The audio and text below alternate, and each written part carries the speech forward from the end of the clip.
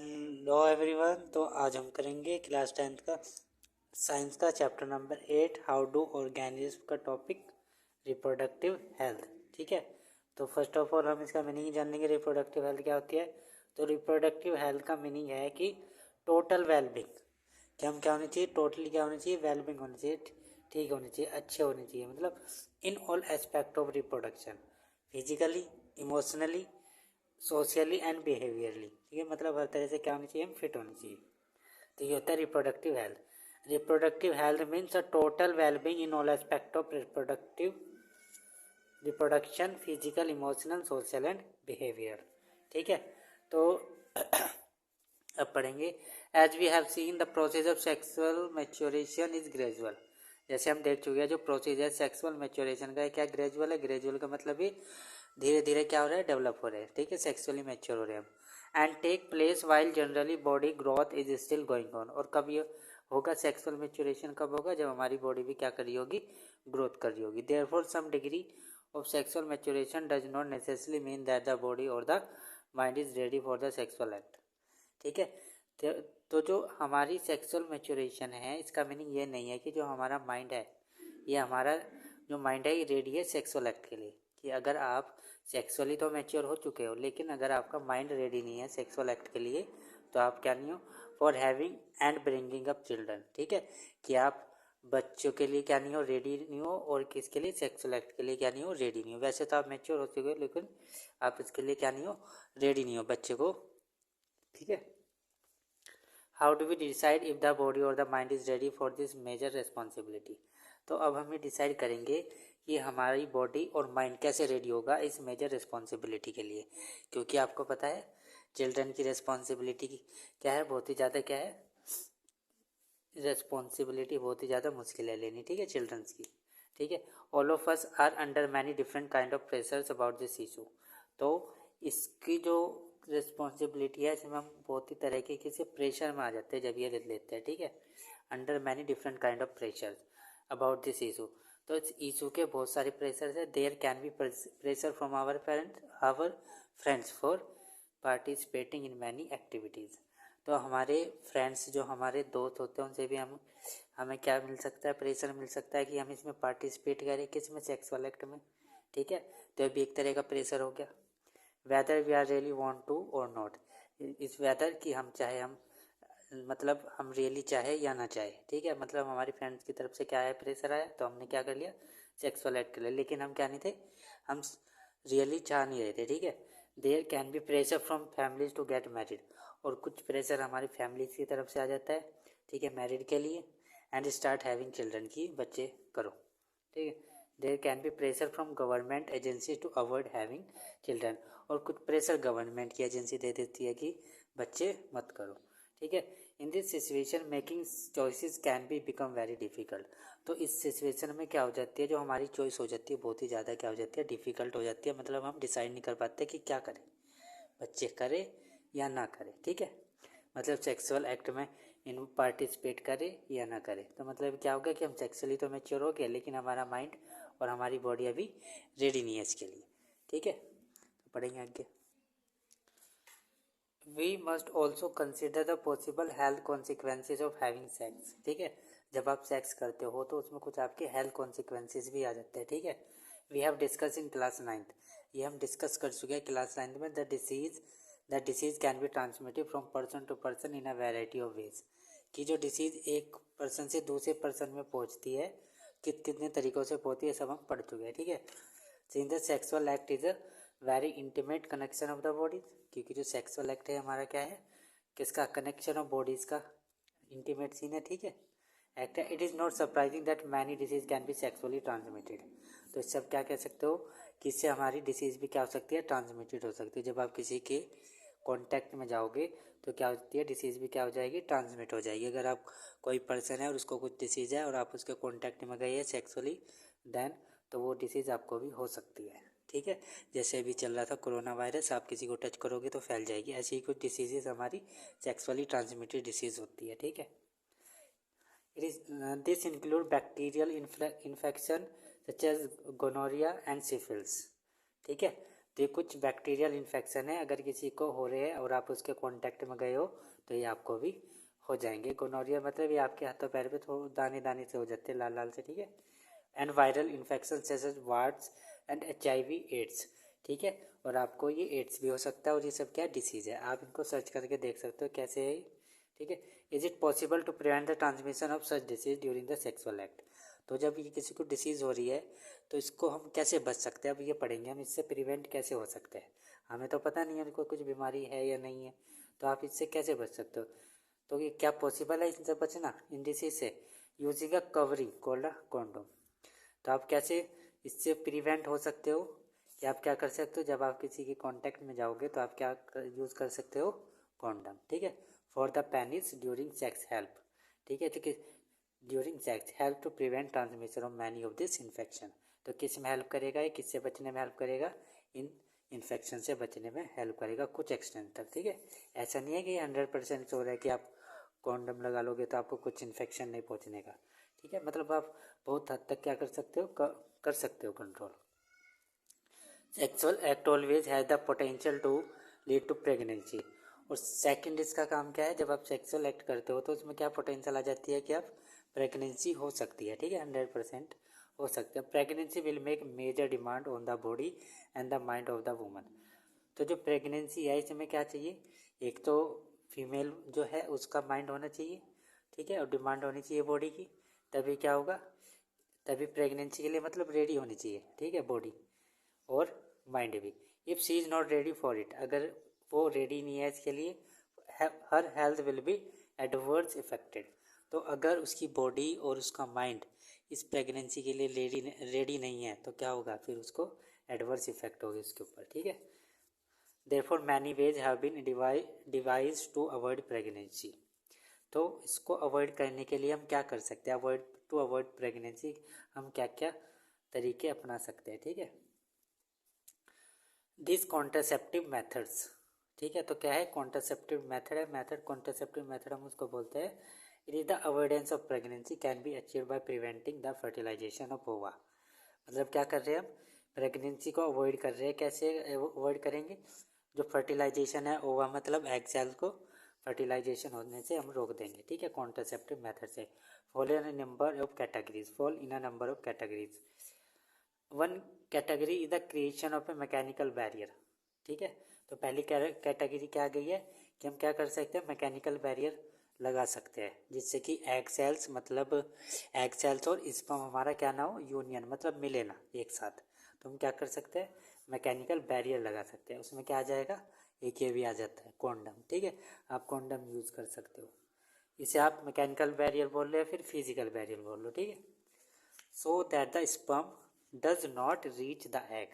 तो क्या करेंगे, मैकेनिकल बैरियर लगाएंगे और स्पर्म को एग तक पहुंचने नहीं देने के, ठीक है। कॉन्डम ऑन द पेनिस, ठीक है।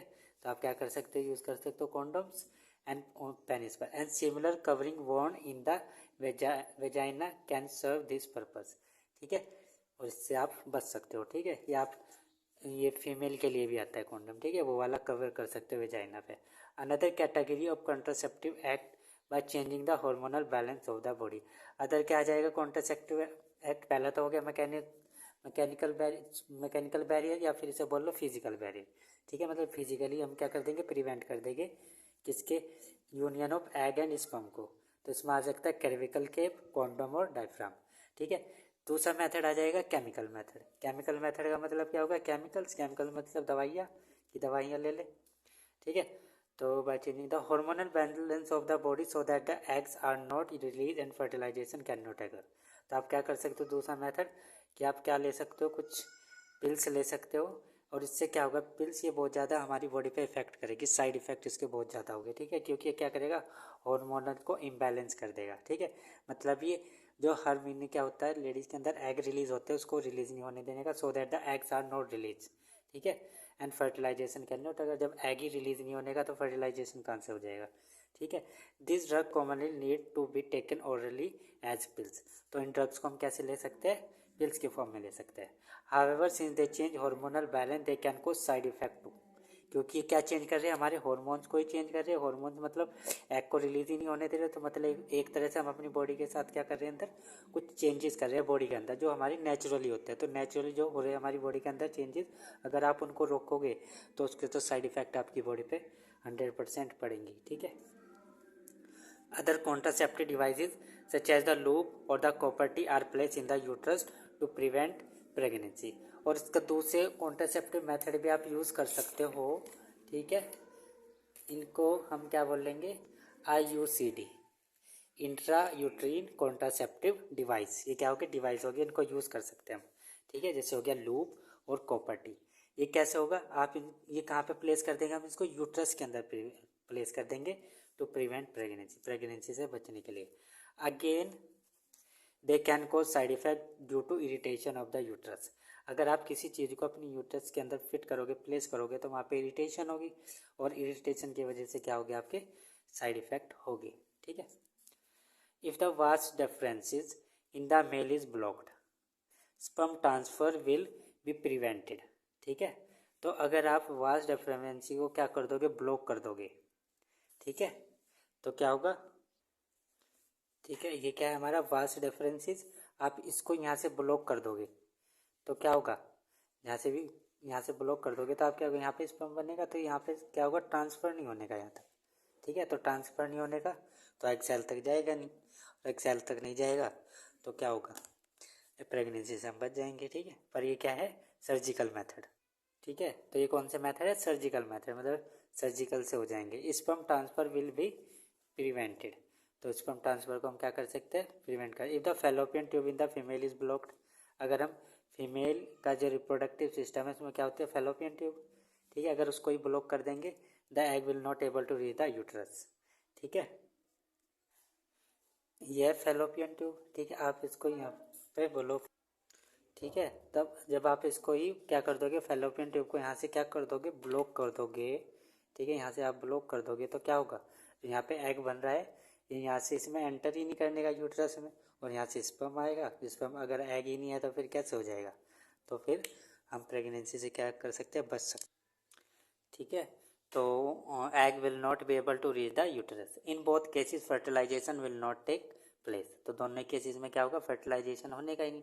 Surgical method can be use to create such blocks, तो इसमें क्या करते हैं हम, सर्जिकल मेथड मतलब सर्जरी करते हैं तब ये ब्लॉक होता है, तो क्या ये ब्लॉक्स करने के लिए हमको क्या करना पड़ेगा, सर्जरी करनी पड़ेगी। While surgical method are safe in long runs, surgery itself can cause infection and other problem if not perform properly, ठीक है। तो जो हमारी सर्जिकल मेथड है ये बहुत ही ज़्यादा क्या है, सेफ है लॉन्ग रन के लिए। लेकिन ये कब होता है, जब होता है ये जब ज़्यादा एज हो जाए, मतलब आपको, मतलब आपके 2 बच्चे हैं, तो मतलब आपको होल्ड नहीं करने हैं, तो आप ये सर्जिकल मेथड सर्जरी करा लो, फिर उसके बाद आपको नहीं होगे, ठीक है। तो क्या सर्जिकल मेथड सबसे ज़्यादा सेफ है, ठीक है। Surgery itself can cause infection and other problem not perform properly, ठीक है। लेकिन इससे भी इन्फेक्शन हो सकता है, लेकिन अगर जो ये सर्जरी अगर अच्छे से नहीं हुई है। Surgery can also be use for removal of unwanted pregnancy, ठीक है। और सर्जरी को हम कैसे भी यूज़ कर सकते हैं, रिमूव करने के लिए अनवांटेड प्रेगनेंसी को। This may be misuse by people who do not want to particular child as happen in illegal sex selective abortion of female foetuses, ठीक है। तो इसको हम मिस यूज़ कर रहे हैं पीपल क्यों, they who do not want a particular child, ठीक है। तो इससे पर्टिकुलर चाइल्ड का मतलब गर्ल चाइल्ड, ठीक है। गर्ल चाइल्ड को नहीं चाहते तो क्या करा देते हैं हम, फर्टिस करा देते हैं, मतलब अबॉर्शन करा देते हैं। Happen in illegal sex selective, तो ये इलीगल हो गया एक्ट ये वाला, अगर कोई करवाता है तो उसको सजा हो सकती है, ठीक है। अबॉर्शन ऑफ फीमेल फर्टिसिस, ठीक है। For a healthy society the female male sex ratio must be maintain, ठीक है। तो फॉर हेल्दी सोसाइटी के लिए हमें क्या है, जो मेल और फीमेल का जो सेक्स रेशो वो क्या करना चाहिए, मेंटेन रखना होना चाहिए, ठीक है। क्यों, और अगर हम इलीगली क्या करा रहे हैं, अबॉर्शन, तो इससे हमें क्या हो सकता है, इलीगली कुछ एक्ट भी हो सकते हैं, मतलब हमारे ऊपर कुछ भी हो सकती है सजा, ठीक है। Sex ratio must be maintain because of reckless female foeticide child sex ratio is declining at an alarming rate in the some section of our society. तो जो चाइल्ड सेक्स रेशो है वो क्या होता जा रहा है हमारा, मतलब ख़राब होता जा रहा है, ठीक है। Although parental sex discrimination has been prohibited by law, तो जो पेरेंटल सेक्स डिटर्मिनेशन है, पेरेंटल मतलब सेक्स को डिटरमाइन करना कि जन्म से पहले ही जान लेना कि लड़का है या लड़की है, वो भी क्या है, अगेंस्ट इलीगल है ये भी, ठीक है। We have noted earlier that reproduction is the process by which organisms increase their population. तो हम ये पहले पढ़ चुके हैं कि रिप्रोडक्शन क्या है, वो प्रोसेस है जिससे ऑर्गेनिज्म क्या कर रहे हैं, अपनी पॉपुलेशन को बढ़ा रहे हैं, ठीक है। The rate of birth and death in a given population will determine its size. तो रेट किसका, बर्थ का, और डेथ का क्या डिटरमाइन करता है, ये बताता है साइज पॉपुलेशन की। The size of the human population is the cause for concern for many people. तो जो ह्यूमन पॉपुलेशन है ये भी क्या हो रही है, बहुत ज़्यादा बढ़ती जा रही है, तो इसको भी कंट्रोल करने के लिए हम क्या यूज़ करते हैं, ये, ठीक है। This is because an expanding population make it harder to improve everybody standard of living. क्योंकि जितनी ज़्यादा पॉपुलेशन बढ़ती जा रही है उतना ही हमारा स्टैंडर्ड क्या हो रहा है, गिरता जा रहा है, ठीक है। स्टैंडर्ड ऑफ लिविंग गिरती जा रही है। If inequality in society is the main reason for poor standard of living for many people, ठीक है। तो जो इनइक्वालिटी है सोसाइटी के अंदर, यही मेन रीजन है क्या है, poor standard of living. The size of population is relatively unimportant if we look around us, what can we identify the most important reason for poor living standard, ठीक है। तो I hope आपको सबको ये समझ में आया होगा। So thank you for watching this video. और अगर आपको ये समझ में आया है, अच्छा लगे आपको, तो प्लीज़ वीडियो को लाइक करो और कमेंट करके बताओ अगर मैंने कुछ गलत बोल रहा हो, ठीक है, या कुछ गलत पढ़ा है तो आप कमेंट करके बता सकते हो, ठीक है। So thank you for watching this video.